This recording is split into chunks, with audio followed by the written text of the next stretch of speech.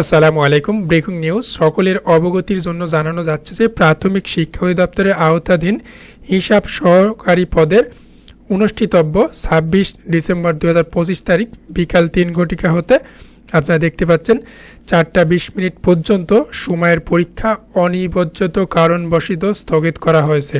অর্থাৎ কী কারণে স্থগিত করা হয়েছে সেটা তারা জানায়নি, সেটা কিন্তু তারা বলেছে অনিবার্যিত কারণবশত কিন্তু স্থগিত করা হয়েছে।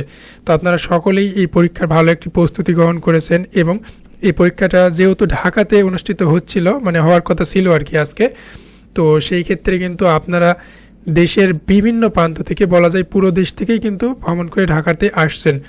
কিন্তু এই শেষ মুহূর্তে অর্থাৎ পরীক্ষার 30 মিনিট আগে বা 1 ঘন্টা আগে এমন একটা স্থগিত, এটা মানা যায় না, এটা আসলেই হৃদয় বিদারক।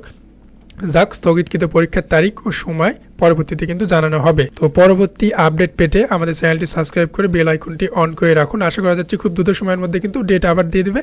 ডেট যদি আপনি জানতে চান তাহলে চ্যানেলটি সাবস্ক্রাইব করে বেল আইকন অন করে রাখবেন, এটা কিন্তু নোটিফিকেশন আকারে আপনার কাছে চলে যাবে। ইনশাল্লাহ আপনি এখান থেকে আপডেট পাবেন ইনশাল্লাহ। সকলের জন্য শুভকামনা রইল। আসসালামু আলাইকুম।